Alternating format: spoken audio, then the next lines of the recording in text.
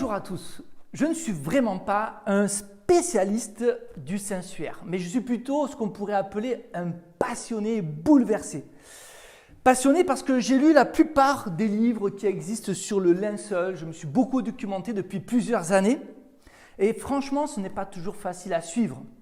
Certains experts sont tellement experts que du coup on s'y perd, c'est le cas de le dire. Je suis content d'ailleurs, en tant que prêtre du diocèse de Montpellier, de prendre la succession d'un prêtre très connu qui s'appelle le père Rinaudot et qui lui-même était un physicien. Alors lui c'était un scientifique, c'était beaucoup plus professionnel que ce que je ne le suis et il a donné de nombreuses conférences sur ce thème et on va le citer à plusieurs reprises. Voilà le plan que je vous propose.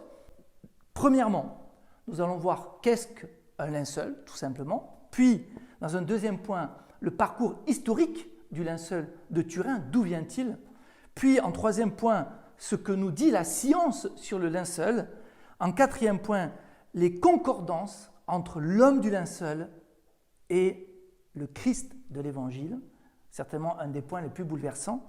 Et puis, cinquièmement, ce que l'Église nous dit sur le linceul. Quelle est la particularité du linceul de Turin?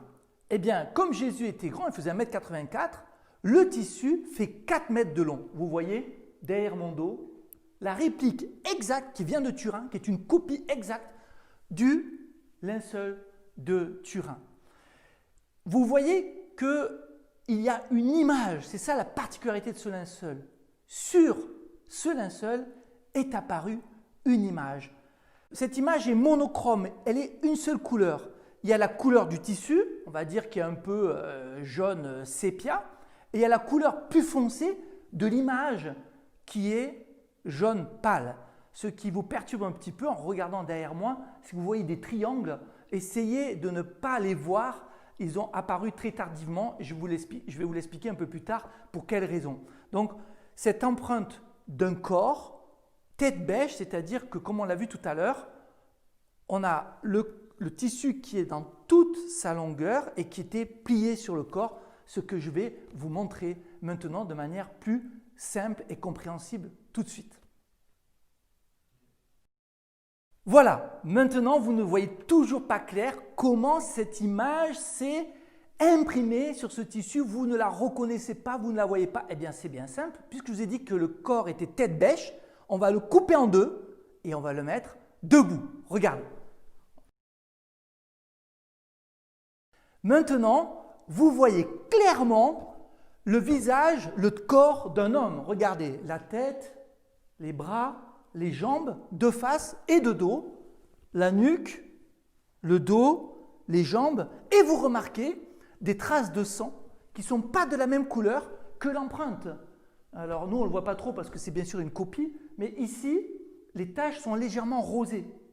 Taches de sang, taches de sang, taches de sang, taches de sang, pas tout à fait la même couleur que l'empreinte. La couleur du tissu, la couleur de l'empreinte dont on va parler bien sûr pour expliquer comment s'est-elle fait, et enfin, la couleur du sang.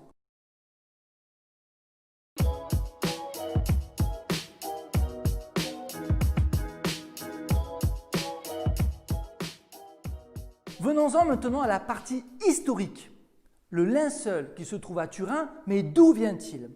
D'abord, soyons clairs, les 4 évangiles mentionnent le linceul au moment de la mort et de la résurrection du Christ. Par exemple, Luc chapitre 23, Joseph d'Arimathie alla trouver Pilate, demanda le corps de Jésus, il le descendit de la croix et l'enveloppa dans un linceul, puis il le mit dans un tombeau. D'après les historiens, le linceul est resté à Jérusalem jusqu'en l'an 65. La deuxième étape, on le trouve d'après les historiens à Édesse. De 170 à 540, des documents historiques parlent du linceul comme étant une image non faite de main d'homme, en grec akairo poété. Et puis on le trouve à Constantinople. En Constantinople de 944 en 1204. Et nous avons une très belle illustration qui montre comment l'empereur de Constantinople a reçu le linceul de Turin comme cadeau lorsqu'ils ont fait le siège d'Édesse et qu'ils sont venus avec à Constantinople. Donc on a des traces vraiment historiques très très très sérieuses. Et puis, voilà que les croisés arrivent à Constantinople et ils font le siège de Constantinople, prennent le linceul et l'amènent à Athènes. Il y reste de 1206 à 1230. C'est Othon de la Roche, un Français, chef de cette croisade, qui est devenu le duc d'Athènes et qui a piqué, on pourrait dire, volé le linceul. Enfin, on le retrouve à Lirée. Lirée, c'est en France, au nord de la France, de 1349 à 1453. Mais comme par hasard, nous avons en 1357 la première exposition officielle du linceul de Turin. On a tout ça, c'est très très très historique. Et qui l'a organisé? Eh bien justement, Jeanne de Vergy, qui est l'arrière-petite-fille du fameux Othon de la Roche, duc d'Athènes. Vous voyez que tout est bien concis et bien concret. Et puis on le retrouve ensuite à Chambéry. Pourquoi? Parce que Marguerite de Charny offre le linceul au duc de Savoie qui l'installe à Chambéry.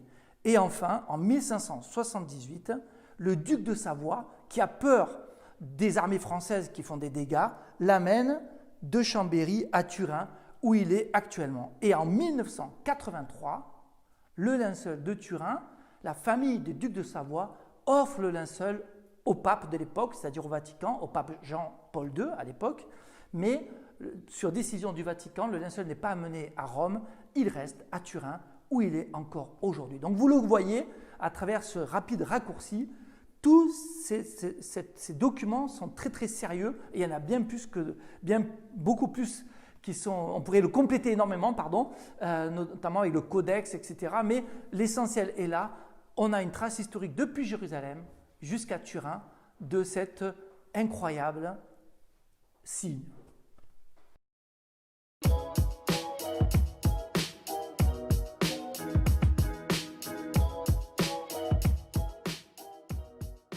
En 1532, il y a eu un grave incendie.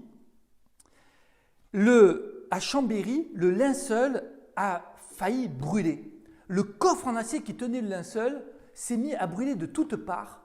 Et heureusement, il n'a pas complètement brûlé, mais il a été sérieusement abîmé. Au point qu'il était rangé, vous voyez, le linceul, je fais une miniature, était plié de telle manière qu'on voyait la tête. Hop, donc je le replie, paf, paf, paf, tel qu'il était plié à l'époque dans ce coffre. Tac, tac, tac, tac, tac, tac, voilà. Et donc, je ne sais pas si vous voyez, mais on voit la tête pliée là-dedans. Le coffre brûle, incendie.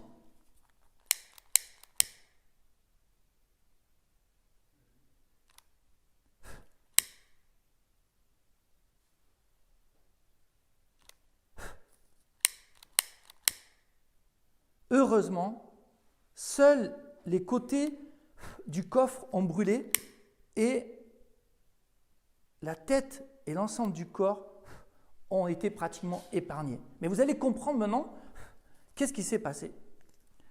Hop, je ne vais pas mettre le feu dans la chapelle. Vous voyez?